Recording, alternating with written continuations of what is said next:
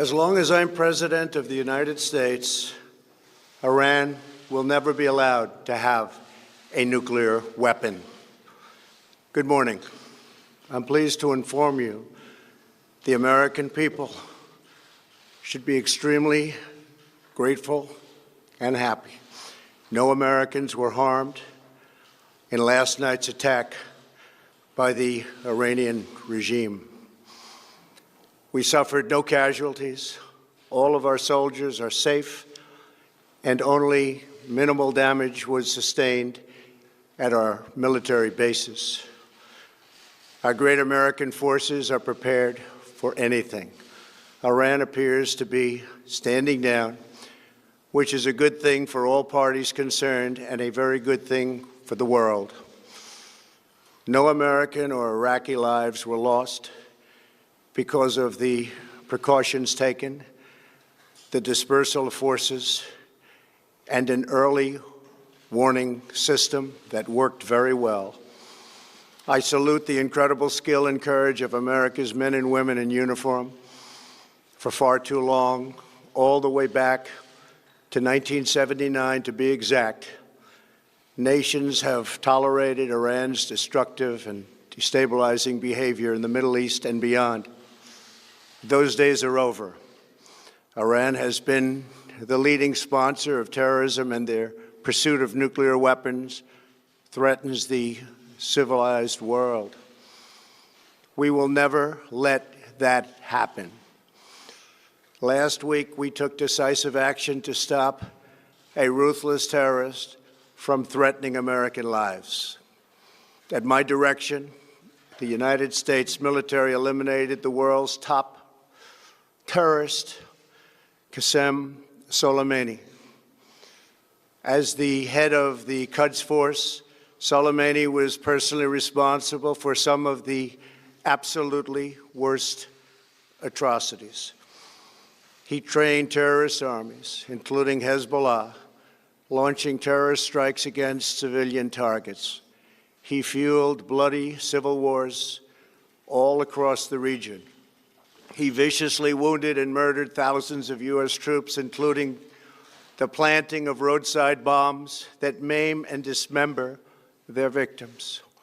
Soleimani directed the recent attacks on U.S. personnel in Iraq that badly wounded 4 service members and killed 1 American, and he orchestrated the violent assault on the U.S. Embassy in Baghdad.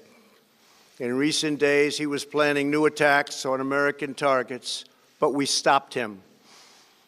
Soleimani's hands were drenched in both American and Iranian blood. He should have been terminated long ago. By removing Soleimani, we have sent a powerful message to terrorists. If you value your own life, you will not threaten the lives of our people. As we continue to evaluate options in response to Iranian aggression, the United States will immediately impose additional punishing economic sanctions on the Iranian regime. These powerful sanctions will remain until Iran changes its behavior. In recent months alone, Iran has seized ships in international waters, fired an unprovoked strike on Saudi Arabia, and shot down 2 U.S. drones. Iran's hostilities substantially increased after the foolish Iran nuclear deal was signed in 2013, and they were given $150 billion, not to mention $1.8 billion in cash. Instead of saying thank you to the United States, they chanted death to America. In fact, they chanted death to America the day the agreement was signed. Then Iran went on a terror spree, funded by the money from the deal, and created hell in Yemen, Syria, Lebanon, Afghanistan, and Iraq. The missiles fired last night at us and our allies were paid for with the funds made available by the last administration. The regime also greatly tightened the reins on their own country, even recently killing 1,500 people at the many protests that are taking place all throughout Iran. The very defective JCPOA expires shortly anyway and gives Iran a clear and quick path to nuclear breakout. Iran must abandon its nuclear ambitions and end its support for terrorism. The time has come for the United Kingdom, Germany, France, Russia, and China to recognize this reality. They must now break away from the remnants of the Iran deal, or JCPOA. And we must all work together toward making a deal with Iran that makes the world a safer and more peaceful place. We must also make a deal that allows Iran to thrive and prosper and take advantage of its enormous untapped potential. Iran can be a great country. Peace and stability cannot prevail in the Middle East as long as Iran continues to foment violence, unrest, hatred, and war. The civilized world must send a clear and unified message to the Iranian regime. Your campaign of terror, murder, mayhem will not be tolerated any longer. It will not be allowed to go forward. Today, I am going to ask NATO to become much more involved in the Middle East process. Over the last 3 years, under my leadership, our economy is stronger than ever before, and America has achieved energy independence. These historic accomplishments change our strategic priorities. These are accomplishments that nobody thought were possible. And options in the Middle East became available. We are now the #1 producer of oil and natural gas anywhere in the world.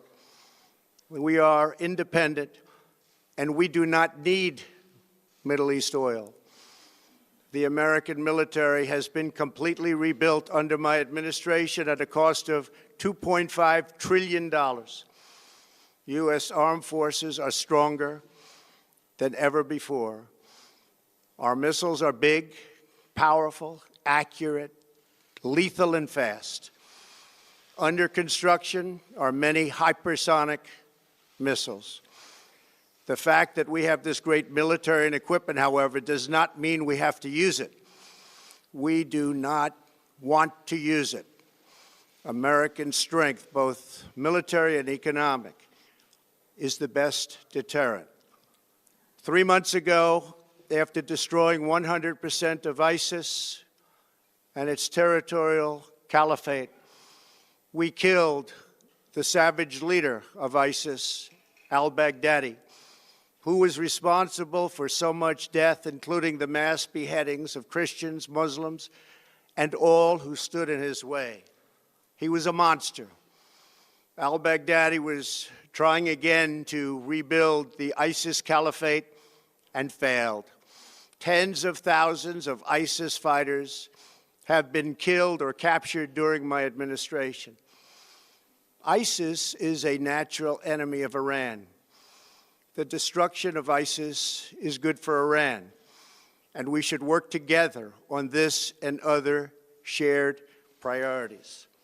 Finally, to the people and leaders of Iran, we want you to have a future, and a great future, one that you deserve, one of prosperity at home and harmony with the nations of the world.